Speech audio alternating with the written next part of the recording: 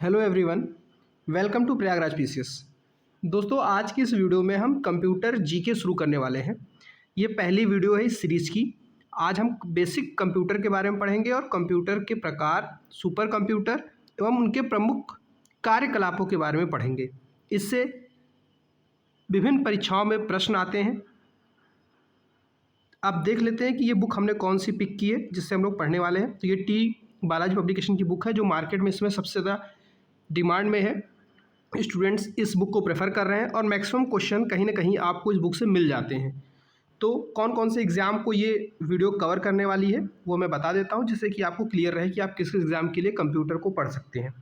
UP triple SC का कोई भी एग्ज़ाम हो, जैसे junior assistant, VPO, stenographer, auditor, लेखाकार एटसेट्रा एग्जाम में कंप्यूटर के प्रश्न आते हैं जो इस बुक में भली भांति तरीके से कवर किए गए हैं। यूपीपीसीएल के जूनियर असिस्टेंट, लेखाकार, लेखा लिपिक या TG2 जैसे एग्ज़ाम में भी इससे प्रश्न आते हैं। वहीं पे यूपीपीसीएस के जो आयोग एग्ज़ाम करवाता है उसमें एपीएस, आरओ के मेंस में स्पेशली और यूपीपीसीएस प्रीलिम्स जैसे एग्ज़ाम में भी इसके प्रश्न देखने को मिलते हैं। यूपीपी के एग्ज़ाम जो यूपीपीआरबी करवाता है, यूपीएसआई, कंप्यूटर ऑपरेटर, रेडियो संवर्ग इत्यादि में जो कंप्यूटर के जो प्रश्न आते हैं इसमें बेहतरीन तरीके से आपको मिल जाते हैं और इसके प्रैक्टिस सेट भी इस बुक में आपको अवेलेबल हैं। साथ ही में इन वीडियो के साथ इनके क्वेश्चन भी कराए गए हैं और प्रीवियस ईयर क्वेश्चंस चैप्टर या फिर वीडियो के एंड में आपको ज़रूर कराए जाएंगे। इसके अलावा एसएससी, बैंक, रेलवे और डीएसएसबी में जो भी कंप्यूटर के प्रश्न पूछे आते हैं आपको इस वीडियो के माध्यम से कवर हो जाएगा। तो चलिए इन सभी इन्फॉर्मेशन के बाद हम सीधे जंप करते हैं अपने चैप्टर पे। पहला चैप्टर हमारे सामने कंप्यूटर एक परिचय। सबसे पहले हम बुक को पढ़ेंगे बेसिक तरीके से, कॉन्सेप्चुअल, और लास्ट में एग्ज़ाम में आए हुए प्रश्नों को देखेंगे जिससे कि आपको कॉन्सेप्ट के साथ साथ एग्ज़ाम में पूछे गए प्रश्नों की प्रैक्टिस भी हो जाए। तो सबसे पहले हम देखेंगे इंट्रोडक्शन ऑफ कंप्यूटर, यानी कि कंप्यूटर का परिचय। तो परिचय के माध्यम से सबसे पहले हम देख रहे हैं कि कंप्यूटर वर्ड का मतलब क्या है। तो कंप्यूटर शब्द की जो उत्पत्ति है कंप्यूट नामक शब्द से हुई है, ठीक है, जिसका अर्थ होता है गणना करना। ठीक है, तो आपको ध्यान रखना है कि किस वर्ड से हुई, कंप्यूट, जिसका अर्थ होता है गणना करना। अब सामान्य बोलचाल की भाषा में इसे गणना करने वाला उपकरण यानी कैलकुलेटिंग डिवाइस कहा जाता है और इसे संगणक के नाम से भी जाना जाता है। अब हम अपने अंक गणितीय और तार्किक गणना कंप्यूटर की हेल्प से बहुत तेज़ी के साथ कर सकते हैं, परंतु आज जो है इसकी परिभाषा लगभग बदल सी गई है, क्योंकि अब कंप्यूटर केवल गणना तक ही सीमित नहीं रह गया है, बल्कि आज इसका उपयोग इंटरनेट, ठीक है, बैंक, अस्पताल, उद्योग आदि क्षेत्रों में भी किया जाता है। अब कंप्यूटर का आविष्कार चार्ल्स बेबेज ने किया था 1822 में। तो ये चीज़ अब यहाँ पे आपको याद करनी है, नोट करके भी रखना है कि कंप्यूटर का आविष्कार चार्ल्स बेबेज ने 1822 में किया था। ये एग्जाम में पूछा हुआ प्रश्न यहाँ से पूछा जाएगा, ठीक है। ये चार्ल्स बेबेज है, आप देख सकते हैं। उसके बाद अगर मैं कहूँ कि चार्ल्स बेबेज को आधुनिक कंप्यूटर का जनक भी कहा जाता है तो ये बिल्कुल सही बात होगी, क्योंकि आधुनिक कंप्यूटर के आविष्कारक चार्ल्स बेबेज हैं जिन्होंने 1822 में आधुनिक कंप्यूटर का आविष्कार किया था। तो दो फैक्ट आपको यहाँ से तैयार करने हैं। क्या चार्ल्स बेबेज 1822 में कंप्यूटर का आविष्कार करते हैं, उनको आधुनिक कंप्यूटर का जनक कहा जाता है। अब देखते हैं कि कंप्यूटर की स्टैंडर्ड डेफिनेशन क्या बनी, जो हमने यहाँ से समझा कि कंप्यूट शब्द है, इससे गणना करना अर्थ होता है, इसे संगणक भी कहा जाता है। तो इससे अर्थ क्या निकला कि कंप्यूटर होता क्या है। तो कंप्यूटर एक इलेक्ट्रॉनिक मशीन है जिसे सूचनाओं को संग्रहित मतलब स्टोर करने, इकट्ठा करने, ठीक है, और उसको संसाधित करने यानी प्रोसेसिंग करने के लिए डिज़ाइन किया गया है। और यह पूर्व निर्धारित निर्देशों के अनुसार अनेक अंकगणितीय और तार्किक संचालन करता है। पूर्व निर्धारित निर्देश क्या होते हैं, मतलब उसके अंदर जो कोडिंग की होती है, जो मतलब उसको निर्देश दिए गए होते हैं, पहले से उसके अंदर मशीन लैंग्वेज में लिखा होता है कि इस इनपुट, अगर ऐसा इनपुट आया तो आप ये काम करोगे, ये इनपुट आया तो ये काम करोगे, मतलब इसे कहा जाता है पूर्व निर्धारित, पहले से निर्धारित निर्देश। उसके अनुसार ये अनेक अंकगणितीय और तार्किक संचालन करता है। तो एक बार फिर से डेफिनेशन अगर आप एक बार देखें तो कंप्यूटर एक इलेक्ट्रॉनिक मशीन है जो सूचनाओं को संग्रहित करता है, संसाधित करता है और यह पूर्व निर्धारित निर्देशों के अनुसार अंकगणितीय और तार्किक संचालन के लिए जिम्मेदार होता है। तो कंप्यूटर एक इलेक्ट्रॉनिक डिवाइस आप समझ गए होंगे। आगे चलते हैं कि कौन कौन से मुख्य कार्य परफॉर्म करता है कंप्यूटर। तो main function of the computer देखते हैं। तो ये इनपुट डेटा को स्वीकार करता है, उसकी प्रोसेसिंग करता है यानी डेटा को सूचना में प्रोसेस करता है, स्टोरेज का काम करता है अर्थात डेटा और सूचना को स्टोर करता है, सूचना का विश्लेषण करता है एवं आउटपुट देता है। तो कुल कितने काम हो गए कंप्यूटर के? इनपुट, प्रोसेसिंग, स्टोरेज एंड सूचना का विश्लेषण और आउटपुट, ठीक है। लेकिन कंप्यूटर जो है अंडरस्टैंडिंग का कार्य नहीं कर पाता है, ये चीज़ आपको ध्यान देना है। अब तक के जो कंप्यूटर थे इससे पहले के, वो अंडरस्टैंडिंग वाले काम नहीं कर पाते थे जो नॉर्मल कंप्यूटर है, क्योंकि कंप्यूटर में स्वयं की सोचने की क्षमता नहीं होती थी, इसलिए इसे बुद्धिहीन कहा जाता था। लेकिन आधुनिक युग में जब से एआई आया है, यानी आर्टिफिशियल इंटेलिजेंस, इसका उपयोग करके अब कंप्यूटर के अंदर सोचने की क्षमता विकसित की जा रही है। तो आपको ध्यान रखना है कि अभी मतलब मॉडर्न कंप्यूटर जो अभी एआई वाले कंप्यूटर हैं, उनसे पहले के जितने भी कंप्यूटर थे उनके अंदर एक कमी थी कि वो अंडरस्टैंडिंग का काम नहीं कर पाते थे, इसलिए उनको बुद्धिहीन कहा जाता था। लेकिन एआई के डेवलपमेंट के साथ कंप्यूटर के अंदर उनकी खुद की सोचने की क्षमता को भी डेवलप किया जा रहा है, जिससे कि अब वो और एडवांस हो जाएंगे, ठीक है। अब हम कंप्यूटर के फुल फॉर्म को देख लेते हैं, जिसमें बहुत बेहतरीन तरीके से बुक में एक्सप्लेन किया गया है, तो आप बेसिकली समझ भी पाएंगे। कंप्यूटर की स्पेलिंग आपके सामने है, हर एक वर्ड का अपना डिफिनीशन है। Common operating machine purposely used for technical education and research, ठीक है। अब कंप्यूटर के कौन कौन से पार्ट्स हैं आपको यहाँ स्क्रीन पे दिख रहा होगा फॉर्म में। जो स्क्रीन होती है जिस पे आप चीज़ें लिखी हुई देखते हैं उसको मॉनिटर कहते हैं। साथ में नेविगेशन के लिए एक डिवाइस होती है जो तार से कभी कनेक्ट होती है, कभी ब्लूटूथ से कनेक्ट होती है, या फिर वायरलेस कनेक्शन होती है, जिसे माउस कहते हैं। आप सभी ने जरूर इसको देखा होगा। उसके बाद कीबोर्ड है जिस पे बटन होती हैं जिससे आप इनपुट देते हैं, तो कीबोर्ड। और साथ में एक ये बॉक्स जैसा चीज़ आपको दिख रहा है, इसको सीपीयू यानी कंप्यूटर का दिमाग कहा जाता है। अब कंप्यूटर के फंक्शन को फ्लोचार्ट के फॉर्म में समझाया गया है। कंप्यूटर मेनली 3 फंक्शन करता है। एक इनपुट लेता है, प्रोसेसिंग करता है उस इनपुट का, और आउटपुट देता है। इनपुट डिवाइस में हम कंप्यूटर को डेटा देते हैं, कंप्यूटर उस डेटा को स्टोर करता है, सीपीयू में प्रोसेस करता है, और लास्ट में डिज़ायर्ड इन्फॉर्मेशन हमको स्क्रीन पे शो करता है या हमको आउटपुट के फॉर्म में दे देता है। अब प्रश्न उठता है कि हमने उसको डेटा दिया, उसने हमको इन्फॉर्मेशन दिया कंप्यूटर ने, तो अब डेटा और इन्फॉर्मेशन में डिफरेंस क्या होता है? तो सबसे पहले हम इसको समझेंगे कि डेटा और इन्फॉर्मेशन में डिफरेंस क्या होता है। एग्जाम में क्वेश्चन आ जाता है।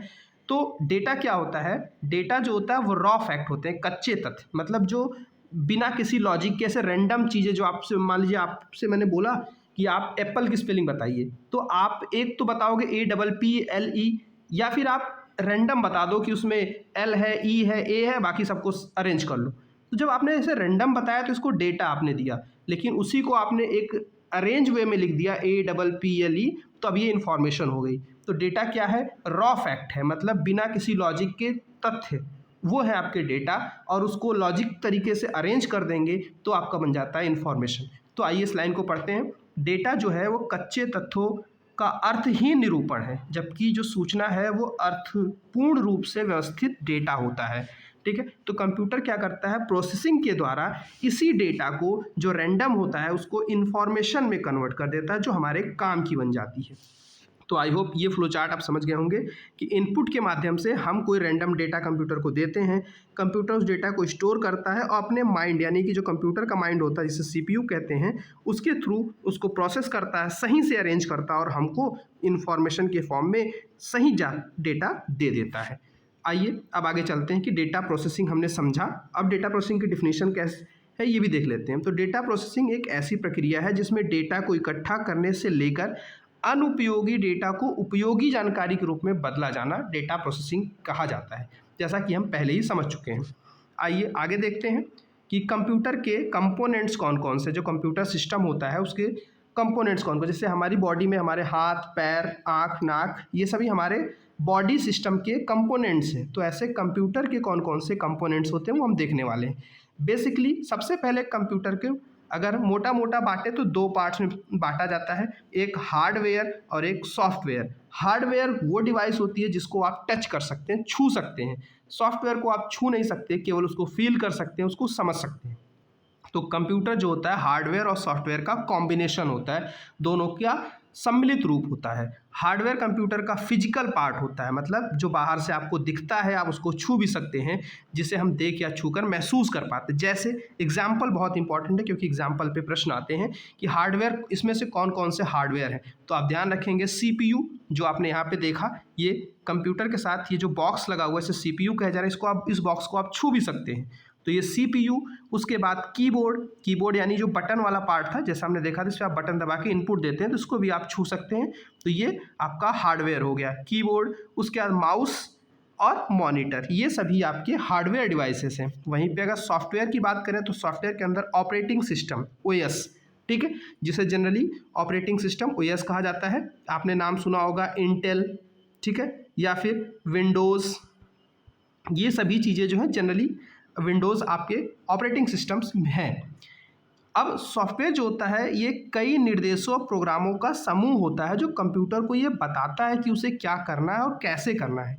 मतलब कंप्यूटर के अंदर एक रिटन फॉर्म में या फिर कहें तो कोडेड फॉर्म में निर्देश होते हैं, डायरेक्शन होते हैं जो कंप्यूटर को दिए होते हैं, जो काम करने से संबंधित होते हैं।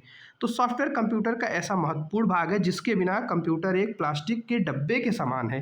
सॉफ्टवेयर को हम देख या छू तो नहीं सकते हैं क्योंकि इसका भौतिक अस्तित्व नहीं होता इससे, लेकिन हम महसूस कर सकते हैं और समझ सकते हैं, जैसा कि मैंने पहले ही बता दिया। अब यहाँ पे इंपॉर्टेंट चीज़ हम ध्यान रखते हैं कि हार्डवेयर जो है वो कंप्यूटर का शरीर है और सॉफ्टवेयर उसकी आत्मा। ये स्टेटमेंट सीधे सीधे एग्जाम में पूछा गया है कि इसमें से कौन कंप्यूटर का आत्मा कहा जाता है, ठीक है। तो सॉफ्टवेयर को कंप्यूटर की आत्मा कहा जाता है और हार्डवेयर कंप्यूटर की शरीर है जिसे आप छू सकते हैं, देख सकते हैं। जबकि जैसे इंसान के शरीर में आत्मा सॉफ्टवेयर का काम है, वैसे ही कंप्यूटर में भी उसका सॉफ्टवेयर जो है आत्मा होती है। हार्डवेयर और सॉफ्टवेयर के बीच में जो बाउंड्री होती है उसे फर्मवेयर कहते हैं। यहाँ पे ये अंडरलाइंड कीवर्ड है, इसको आपको याद रखना है कि फर्मवेयर क्या होता है। तो हार्डवेयर सॉफ्टवेयर के बीच की बाउंड्री को फर्मवेयर कहते हैं, जो सॉफ्टवेयर के माध्यम से जुड़ी होती है और हार्डवेयर में अंतर्निहित होती है। तो यहाँ पे कीवर्ड आपको फर्मवेयर याद रखना है स्पेशली। आइए कंप्यूटर की कैरेक्टरिस्टिक्स देख लेते हैं कि क्या क्या विशेषताएं होती हैं कंप्यूटर की। तो कंप्यूटर की बहुत सारी विशेषताएं होती हैं जो निम्नलिखित हैं। जैसे आप देख सकते हैं, पहला, कंप्यूटर हाई स्पीड कैलकुलेशन के लिए जाना था, तीव्र गति से गणना करता है, किसी प्रकार के कार्य को बहुत ही कम समय में, सेकंडों में कंप्लीट कर देता है। तो पहली चीज़ आपको ध्यान रखना है, ठीक है। उसके बाद कंप्यूटर कोई भी जो गणना करता है बहुत ही सटीकता के साथ करता है, एक्यूरेसी के साथ करता है, अर्थात कोई भी गलती नहीं छोड़ता है, वो त्रुटिहीन होता है लगभग, ठीक है। अब कंप्यूटर जो है किस सिद्धांत पे कार्य करता है, तो आप ये ध्यान रखें, अतः कंप्यूटर जो है गार्बेज इन और गार्बेज आउट यानी कि गीगो सिद्धांत पे कार्य करता है, ठीक है। तो इस चीज़ को आप ध्यान रखिए, एग्जाम में गीगो का फुल फॉर्म कई बार पूछा है। तो गीगो क्या होता है, गार्बेज इन गार्बेज आउट के सिद्धांत पे कंप्यूटर कार्य करता है। तो गीगो सिद्धांत क्या है? गीगो सिद्धांत है कि जो कंप्यूटर त्रुटिहीन कार्य करता है उसे ही गीगो प्रिंसिपल कहते हैं, ठीक है। तो ध्यान रखिएगा कि कंप्यूटर जो है जनरली बिना गलती के सही गणनाएं करता है। कंप्यूटर में कोई गलती तभी आती है जब व्यक्ति इनपुट गलत दे दे या निर्देश ही गलत दे दे। अतः कंप्यूटर जो है गार्बेज इन और गार्बेज आउट के सिद्धांत पे कार्य करता है। ये बहुत इंपॉर्टेंट, इसलिए मैं इसको 2 बार रिपीट किया हूँ, ठीक है।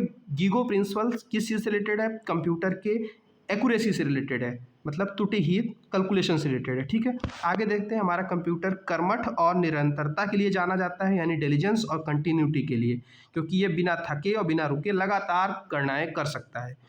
कंप्यूटर डेटा भंडारण क्षमता के लिए जाना जाता है, यानी कि डेटा स्टोरेज कैपेसिटी के लिए। कंप्यूटर के अंदर एक सेकेंडरी मेमोरी होती है जो बड़ी मात्रा में डेटा को लंबे समय के लिए स्थायी रूप से स्टोर कर सकती है। इसके साथ ही इसमें एक मेन मेमोरी भी होती है जो अस्थायी डेटा को कम समय के लिए स्टोर करती है, ठीक है। उसके बाद वर्सेटाइल होता है हमारा कंप्यूटर, एक टाइम में बहुत सारे काम कर सकता है, अलग अलग काम करता है। उदाहरण के लिए अगर आपको म्यूज़िक प्ले करना है तो आप म्यूज़िक प्ले करने के साथ साथ अपने डॉक्यूमेंट्स को वहाँ पे पढ़ भी सकते हैं। मल्टीपल काम एक साथ करा सकता है कंप्यूटर। उसके बाद वो लॉजिकल कैलकुलेशंस करता है, यानी तार्किक काम करता है। कंप्यूटर की तार्किक विशेषता कंप्यूटर को तर्क, सोच और सीखने से संबंधित समस्याओं को हल करने की अनुमति देता है। अब AI यानी कृत्रिम बुद्धिमत्ता इसे और एडवांस बना रहा है, ठीक है। उसके बाद ये ऑटोमेटेड होता है। कंप्यूटर एक स्वचालित मशीन है जो बहुत से कार्यों को मानव के हस्तक्षेप के बिना ही पूरा कर लेता है। एक बार जब कंप्यूटर को इनपुट मिल जाता है तो वह ऑटोमेटिक रूप से काम करता है, फिर इंटरवेंशन की ज़रूरत, मानवीय हस्तक्षेप की ज़रूरत नहीं रहती है। रिलायबिलिटी होती है, कंप्यूटर के ऊपर विश्वसनीयता होती है। इसको समझने के लिए आप समझ सकते हैं, जब भी हमको कैलकुलेशन करना होता है तो हमको अपने कैलकुलेशन से ज़्यादा कैलकुलेटर के कैलकुलेशन पे विश्वास होता है। तो ये एक तरह से रिलायबिलिटी का ही एग्जाम्पल है। तो कंप्यूटर एक भरोसेमंद विश्वसनीय मशीन है, इसलिए लोग आंख बंद करके कंप्यूटर पे विश्वास कर लेते हैं, क्योंकि कंप्यूटर के गीगो प्रिंसिपल पे काम करता है, जैसा हमने पहले देखा, कंप्यूटर में प्रत्येक आउटपुट 100% विश्वसनीय और भरोसेमंद होते हैं, इसमें कोई त्रुटि नहीं आती है। यदि आपने कंप्यूटर को सही ढंग से इनपुट दिया है तो डेटा को सटीक रूप से वो संसाधित करता है। प्राइवेसी की बात करें तो कंप्यूटर जो है गोपनीयता को बनाए रखता है। उसके बाद इन सभी फीचर्स के बाद हम देखेंगे कंप्यूटर की कुछ अपनी सीमाएं भी हैं, कुछ लिमिटेशंस भी हैं। तो कौन कौन सी सीमाएं हैं? सबसे पहला, बुद्धिमत्ता की कमी, लैक ऑफ इंटेलिजेंस। ये क्या चीज़ है? तो कंप्यूटर एक स्वचालित मशीन है जो पहले से लिखे प्रोग्राम और लॉजिक के अनुसार ही कार्य करता है। यदि कंप्यूटर से ऐसा कोई कार्य करवाया जाए जिसके बारे में कंप्यूटर पहले से नहीं जानता है तो कंप्यूटर वो कार्य नहीं कर पाएगा। इसलिए इसे कह सकते हैं कि लैक ऑफ इंटेलिजेंस होता है। कंप्यूटर के पास कोई फीलिंग्स नहीं होती, कोई भावना नहीं होती है, अर्थात वह मनुष्य की तरह भावुक नहीं होता है। वो बेजान डिवाइस है। कंप्यूटर अच्छे और बुरे कार्य में अंतर नहीं कर सकता। कंप्यूटर महंगा होता है, एक्सपेंसिव होता है। इसके सॉफ्टवेयर हार्डवेयर बहुत ही एक्सक्लूसिवली एक्सपेंसिव होते हैं। निर्णय लेने की क्षमता की बात करें तो कहीं ना कहीं कंप्यूटर की निर्णय लेने की क्षमता नहीं होती है, क्योंकि कंप्यूटर एक बुद्धिमान मशीन नहीं है। जब तक एआई नहीं आया था तब तक कंप्यूटर को बुद्धिहीन मशीन माना जाता था। मनुष्य पर निर्भरता, कंप्यूटर चाहे कितना भी शक्तिशाली क्यों न हो, परंतु उसका नियंत्रण मानव के पास ही रहता है, क्योंकि क्या इनपुट देने हैं, क्या प्रोसेसिंग करवानी है और कैसा आउटपुट चाहिए, ये सभी इनपुट पे ही डिपेंड करते हैं, जो फाइनली मनुष्य निर्धारित करता है। वायरस का खतरा, कोई भी वायरस कंप्यूटर की कार्यक्षमता को प्रभावित करता है, जिससे संग्रहित सूचना और निर्देश नष्ट हो जाते हैं। तो कंप्यूटर की एक बड़ी लिमिटेशन के रूप में सामने आती है। बिजली पर निर्भरता की बात करें तो कंप्यूटर जो है इलेक्ट्रिसिटी पे डिपेंडेंट है। तो कंप्यूटर को कार्य करने के लिए एक बिजली की ज़रूरत होती है, जो बिना बिजली के कंप्यूटर बेकार पड़े डब्बे के समान होता है। हैंग होने की समस्या, कंप्यूटर में एक प्रॉब्लम हैंग होने की भी होती है। अगर हम कंप्यूटर में उसकी कैपेसिटी से ज़्यादा डेटा स्टोर कर देंगे तो वो हैंग करने लगता है और सस्ते कंप्यूटरों में समस्या ज़्यादा आती है। अपग्रेड और अपडेट की समस्या, कंप्यूटर एक ऐसी मशीन जिसे समय समय पे अपग्रेड और अपडेट करना ज़रूरी होता है। अगर ऐसा नहीं किया गया तो ठीक प्रकार से कार्य नहीं करता। ये भी एक कंप्यूटर की अपनी लिमिटेशन है। कंप्यूटर्स के प्रकार के बारे में हम देखेंगे। यहाँ से और इम्पॉर्टेंट टॉपिक शुरू होते हैं, इससे बिल्कुल ध्यान से देखिएगा।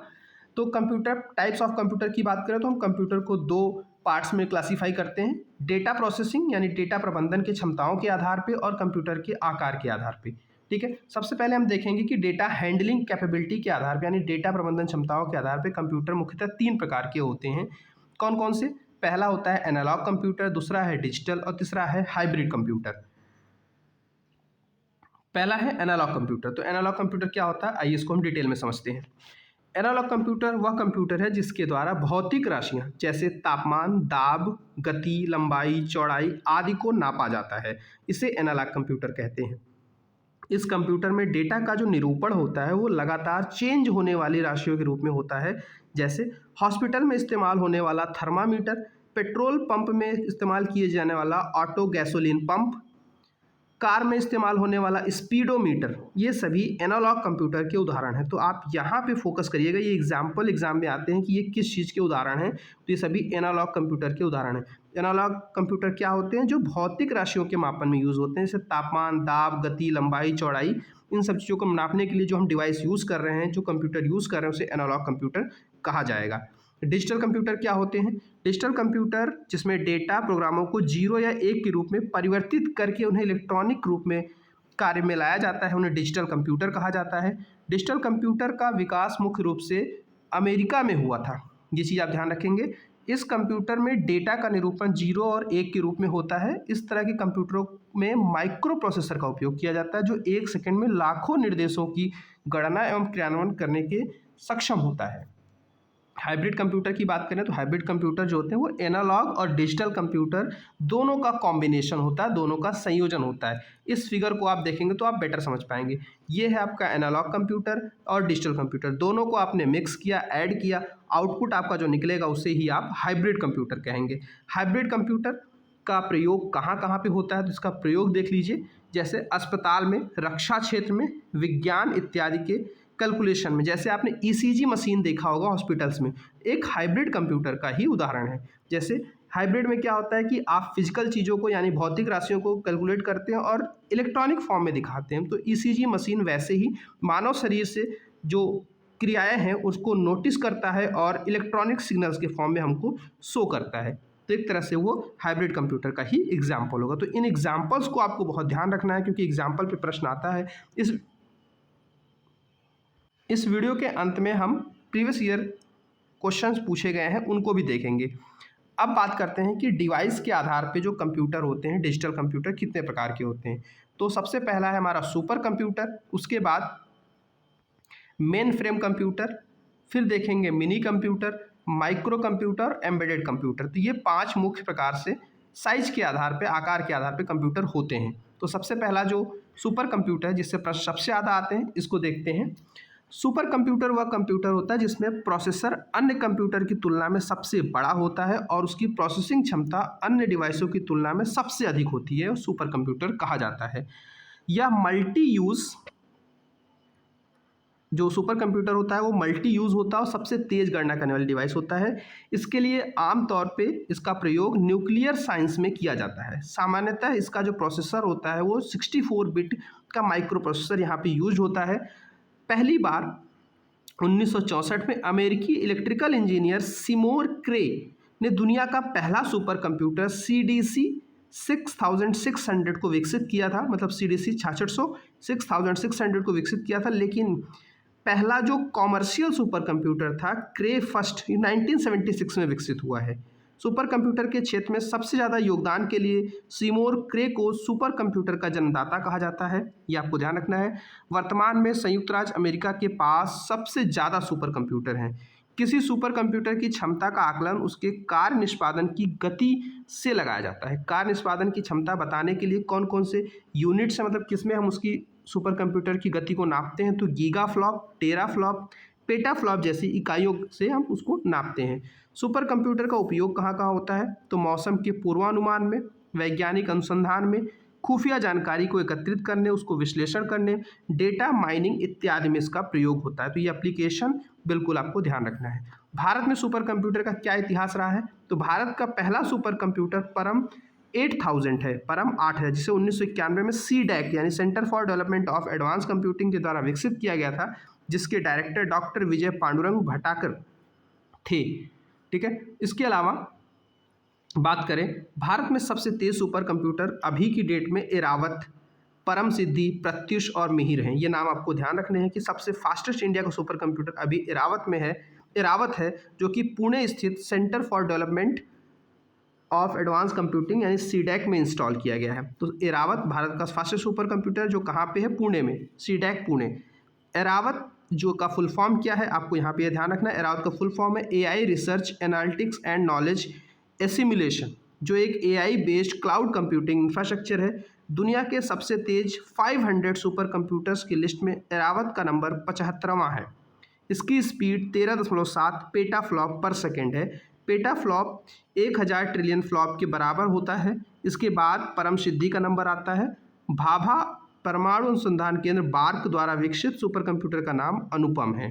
ठीक है, सुपर कंप्यूटर के बाद आइए देखते हैं मेन फ्रेम कंप्यूटर क्या होते हैं। तो मेन फ्रेम कंप्यूटर बहुत ही शक्तिशाली कंप्यूटर होते हैं। इनका आकार, कार्य क्षमता मिनी या माइक्रो कंप्यूटर की तुलना में तो ज़्यादा होते हैं, किंतु इन सुपर कंप्यूटर से कम होते हैं। इसमें बहुत सारे माइक्रो प्रोसेसर इस्तेमाल किए जाते हैं। इसमें डेटा को प्रोसेस करने की स्पीड बहुत अधिक होती है। यह कंप्यूटर मल्टी यूज़र होता है। इसका जनरली प्रयोग मेट्रोलॉजी में किया जाता है। इसके अलावा इसके अंदर सामान्यतः 32 से 64 बिट माइक्रो प्रोसेसर का यूज़ किया जाता है। इसका उपयोग बड़ी कंपनियों, bank, railway reservation, ticket booking के लिए, अंतरिक्ष रिसर्च अनुसंधान, रक्षा अनुसंधान इत्यादि में किया जाता है। मिनी कंप्यूटर की बात करें तो मिनी कंप्यूटर में प्रयुक्त प्रोसेसर छोटा किंतु माइक्रो प्रोसेसर से बड़ा होता है। ये भी कंप्यूटर मल्टी यूज़र होता है। इसमें यूज़र एक समय में एक से अधिक प्रोग्राम चला सकते हैं। मिनी कंप्यूटर सुपर कंप्यूटर से छोटे और कम शक्तिशाली होते हैं, लेकिन जो पर्सनल कंप्यूटर होते हैं हमारे लैपटॉप, PC, उससे अधिक शक्तिशाली होते हैं। सामान्यतः इसके अंदर 16 से 32 बिट माइक्रो प्रोसेसर का उपयोग किया जाता है। उदाहरण के लिए AS400 कंप्यूटर, मोटोरोला और MV जो कंप्यूटर्स थे वो इसी श्रेणी में आते हैं। अब है अंतिम माइक्रो और एम्बेडेड कंप्यूटर। तो माइक्रो कंप्यूटर वो होते हैं जो हम पर्सनल यूज़ के लिए होते हैं। इनका माइक्रो प्रोसेसर बहुत छोटा होता है, सामान्यतः 8 बिट का माइक्रो प्रोसेसर होता है।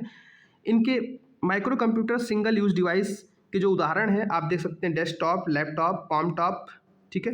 Notebook, mobile phone, pocket calculator, PDA etcetera, ये माइक्रो कंप्यूटर के एग्जाम्पल्स हैं। एम्बेडेड कंप्यूटर की बात करें तो एम्बेडेड कंप्यूटर किसी विशिष्ट कार्य के लिए प्रयोग किए जाते हैं। इनका इलेक्ट्रिकल या मैकेनिकल उपकरण से अटैचमेंट होता है, इससे जुड़ा होता है और ये स्वचालित रूप से कार्य करने के लिए होते हैं। उदाहरण अगर बात करें तो जैसे फायर अलार्म होता है, वो एक एम्बेडेड सिस्टम है जो धुएं को सेंस कर सकता है और आग लगने पे इंडिकेशन देता है, ठीक है। इसके अलावा ये सिस्टम सॉफ्टवेयर तथा हार्डवेयर का एक कॉम्बिनेशन होता है और एक माइक्रो कंट्रोल आधारित सिस्टम होता है। इसमें एक बड़े स्तर पर real time operating system RTOS का उपयोग किया जाता है। एम्बेडेड सिस्टम का उपयोग कार, GPS, स्मार्ट घड़ी, automated washing machine, digital camera, video game console, DVD player, printer इत्यादि में होता है। अब बात करते हैं दुनिया का सबसे पहला embedded system Apollo guidance computer है, जो कि अमेरिकन वैज्ञानिक और इंजीनियर चार्ल्स स्टार्क ड्रॉपर के द्वारा चंद्रमा पर चंद्र भ्रमण के मॉड्यूल के नेविगेशन के लिए बनाया गया था। तो चलिए शुरू करते हैं। अब हम विगत परीक्षाओं में पूछे गए प्रश्नों को देखते हैं। जैसा कि हमने पीछे अपना पूरा ये डेटा पढ़ा, अब इस पे आधारित प्रश्नों को देखते हैं जिससे कि आपको आइडिया लगे कि कौन कौन से प्रश्न पूछे जा रहे हैं। कंप्यूटर प्रोसेस के द्वारा किसको इन्फॉर्मेशन में परिवर्तित करता है? तो आंसर हो जाएगा डेटा। कंप्यूटर में सूचना किसके रूप में स्टोर की जाती है? तो डिजिटल डेटा के रूप में, यानी 0 या 1 के फॉर्म में डिजिटल डेटा के रूप में स्टोर की जाती है, 0 या 1 के फॉर्म में। डेटा प्रोसेसिंग का क्या अर्थ है? डेटा को उपयोगी बनाना तथा उपयोग के लिए सूचना प्राप्त करना डेटा प्रोसेसिंग कहा जाता है। कंप्यूटर के 6 प्रमुख भाग कौन कौन से हैं? तो CPU, input device, output device, main memory यानी कि रैम, सेकेंडरी मेमोरी और कम्युनिकेशन डिवाइसेस। डिजिटल कंप्यूटर किस सिद्धांत पर कार्य करता है? तो डिजिटल कंप्यूटर काउंटिंग यानी गणना के सिद्धांत पर कार्य करता है। कंप्यूटर की वैचारिक डिजाइन और मौलिक परिचालन संरचना क्या है? इसे कंप्यूटर आर्किटेक्चर कहा जाता है। कंप्यूटर आर्किटेक्चर उन किन इकाइयों और उनसे अंतर संबंधों को संदर्भित करता है जो आर्किटेक्चर विनिर्देशों को क्रियान्वित करता है? तो इसको बोला जाएगा परिचालन इकाई यानी ऑपरेशनल यूनिट्स। गीगो का संबंध किससे है? तो त्रुटि रहित यानी कि एक्यूरेसी कार्य से संबंधित है गीगो का। गीगो का मतलब क्या है? तो garbage in garbage out GIGO का मतलब होता है। कैलकुलेटर किस प्रकार के कंप्यूटर की कार्य पद्धति पे कार्य करता है? तो कैलकुलेटर जो है वो डिजिटल कंप्यूटर की कार्य पद्धति पे कार्य करता है। कार में लगा हुआ गति मापक यंत्र यानी स्पीडोमीटर किस कंप्यूटर की कार्य पद्धति पे काम करता है? तो एनालॉग कंप्यूटर, यहाँ पे आपका करेक्ट आंसर हो जाएगा। कौन सा कंप्यूटर एनालॉग आउटपुट को डिजिटल रूप में परिवर्तित करने के लिए मुख्यतः प्रयोग होता है? तो आपको याद रखना है एनालॉग कंप्यूटर। राष्ट्रीय सुरक्षा के हवाई यातायात और रडार को नियंत्रित करने के लिए किस प्रकार के कंप्यूटरों का उपयोग होता है? तो हाइब्रिड कंप्यूटर का उपयोग होता है। भारत में विकसित परम सुपर कंप्यूटर का विकास किस संस्था ने किया था? तो CDAC आपको याद रखना है। कौन सा एशिया का पहला सुपर कंप्यूटर था? तो एका। एका एक संस्कृत शब्द है जिसका अर्थ होता है नंबर 1। भारतीय वैज्ञानिकों द्वारा विकसित परम सुपर कंप्यूटर की सीरीज में कौन कौन से कंप्यूटर बन चुके हैं या शामिल हैं? तो परम 8000, परम ब्रह्म, परम 8600, परम युवा, परम ईशान, परम पद्या, परम सिद्धि इत्यादि परम सीरीज के सुपर कंप्यूटर हैं। वर्तमान में कौन सा सुपर कंप्यूटर विश्व का सबसे तेज सुपर कंप्यूटर है? तो फ्रंटियर अब तक था, लेकिन अभी हाल ही में 2025 के अंदर एल कैपिटल नंबर 1 पे आ गया, जो अमेरिका का सुपर कंप्यूटर। इसे आप याद रखेंगे, ऑप्शन के हिसाब से आपको आंसर टिक करना होगा। मई 2022 में लॉन्च फ्रंटियर्स जो संयुक्त राज्य अमेरिका का सुपर कंप्यूटर है, उसने जापान के किस सुपर कंप्यूटर को पछाड़ के नंबर 1 की पदवी हासिल की थी? तो जापान का सुपर कंप्यूटर था फुगाकू, ठीक है। किस सुपर कंप्यूटर को अमेरिकी ऊर्जा विभाग के ओक रिज नेशनल लेबोरेटरी के लिए बनाया गया था? तो फ्रंटियर को, ठीक है। उसके बाद दुनिया में सबसे तेज सुपर कंप्यूटर फ्रंटियर की गति क्या थी? तो फ्रंटियर की जो गति थी 1 क्विंटिलियन अर्थात 1 के बाद 18 शून्य, मतलब ठीक है 10 की पावर 18, समझ गए होंगे आप। इसे एक्साफ्लॉप भी कहते हैं। इसकी गति थी जो मतलब 1 फ्लोटिंग पॉइंट ऑपरेशन 10 की पावर 18 फ्लोटिंग पॉइंट से भी फास्ट ऑपरेशन कैलकुलेट कर सकता था, ठीक है। तो यहाँ आप इसको एक्सप्लेनेशन आप पढ़ लीजिएगा, आई होप आप समझ गए होंगे। चीन द्वारा हाल ही में निर्मित दुनिया का सबसे तेज सुपर कंप्यूटर जो है उसका नाम क्या है? तो तियाने 2, ये नाम ध्यान रखना है आपको। 2018 में स्थापित भारत का सबसे तेज सुपर कंप्यूटर कौन था? प्रत्युष। भारत के सबसे युवा और सबसे पहले multi petaflop super computer Pratyush का उपयोग किस उद्देश्य के लिए हुआ था? तो मौसम के पूर्वानुमान के लिए बनाया गया था इसको। भारत में बना सुपर कंप्यूटर फ्लो सॉल्वर किसके द्वारा विकसित किया गया और डिजाइन किया गया था? तो ये विकसित किया गया था नाल के द्वारा, यानी नेशनल एरोनॉटिक्स लैब बेंगलुरु के द्वारा। अगला प्रश्न है, नवंबर 2023 में के अनुसार भारत में कितने सुपर कंप्यूटर को शीर्ष 500 विश्व स्तरीय सुपर कंप्यूटर में जगह मिला है? तो भारत के ऐसे 4 सुपर कंप्यूटर हैं जिनको विश्व के 500 सुपर कंप्यूटर की श्रेणी में जगह मिला है। विश्व के प्रथम सुपर कंप्यूटर का निर्माण किस कंपनी ने किया था? तो CRC यानी क्रे रिसर्च कंपनी। वर्तमान में भारत का सर्वश्रेष्ठ सुपर कंप्यूटर कौन सा है? तो एरावत PSAI है, जो कि सीडैक पुणे में है। एरावत PSAI की गति क्या है? तो 8.50 फ्लॉप पर सेकेंड। एरावत PSAI को कब और किसने विकसित किया? तो 2023 में नेटवेब टेक्नोलॉजी के द्वारा इसको डेवलप किया गया था। सुपर कंप्यूटर की स्पीड को किसमें नापा जाता है? तो इसको स्पीड को फ्लॉप्स यानी फ्लोटिंग पॉइंट्स ऑपरेशन पर सेकेंड में नापा जाता है। CPU की गति किसमें नापी जाती है? तो हर्ट्स, MIPS फ्लॉप्स या फिर M फ्लॉप्स में नापा जाता है। M फ्लॉप्स का संक्षिप्त रूप किसका संक्षिप्त रूप है? तो इसका मतलब फुल फॉर्म हो जाएगा मिलियन फ्लोटिंग पॉइंट्स ऑपरेशन पर सेकेंड। भारतीय वैज्ञानिकों द्वारा विकसित पहले सुपर कंप्यूटर का नाम क्या था? तो परम। पहला स्थानीय निर्मित सुपर कंप्यूटर जिसे परम शिवाय के नाम से जाना जाता है उस किसके द्वारा स्थापित किया गया था या फिर बनाया गया था? तो IIT BHU के द्वारा स्थापित किया गया था। सबसे बड़ा, सबसे तेज और सबसे महंगा सुपर कंप्यूटर कंप्यूटर कौन है? तो सुपर कंप्यूटर इस श्रेणी में आता है जो सबसे बड़ा होता है, सबसे तेज और सबसे महंगा होता है। वह कंप्यूटर जो आकार में बहुत बड़े तथा उच्च प्रोसेसिंग क्षमता से युक्त होते हैं और कम समय में जटिल गणनाएं कर सकते हैं, क्या कहे जाते हैं? Super computer. ये सभी PYQs हैं, आप ध्यान रखेंगे। इन क्वेश्चंस फिर से रिपीट होने के चांसेस बहुत ज़्यादा हैं। मोबाइल फ़ोन का आविष्कार किसने किया था? तो मार्टिन कूपर जो है मोबाइल फ़ोन के आविष्कारक माने जाते हैं। विशेष रूप से डिजाइन की गई इलेक्ट्रॉनिक चिप जो किसी अन्य डिवाइस के अंदर रहती है, क्या कही जाती है? तो ये होती है एम्बेडेड कंप्यूटर। उसके बाद personal computer, notebook, netbook, tablet, laptop, work station, palmtop आदि किसके विभिन्न रूप हैं? तो ये सभी माइक्रो कंप्यूटर के विभिन्न रूप हैं। तो दोस्तों इस तरह से हमने चैप्टर 1 को होलिस्टिक तरीके से कवर किया। इसमें आए हुए लगभग 50 क्वेश्चन जो है हमने यहाँ पे PYQs भी आपको करवाए और इस चैप्टर को डिटेल में डिस्कशन भी किया। आई होप इस टॉपिक से आपके प्रश्न आते हैं तो आपके सही होंगे। ऐसी वीडियोस के लिए चैनल को सब्सक्राइब करिएगा, वीडियो को लाइक करिएगा और अपने दोस्तों को भी शेयर कीजिएगा। ऐसे कंप्यूटर के हमारा पूरा बैच चल रहा है, अगर आप बैच से ज्वाइन होना चाहते हैं तो आप टेलीग्राम चैनल पे ग्रुप में ज्वाइन होके आप हमें दिए हुए नंबर पे कांटेक्ट कर सकते हैं, जिससे कि आपको पूरे लेक्चर प्रोवाइड कर दिए जाएंगे। So thank you for watching.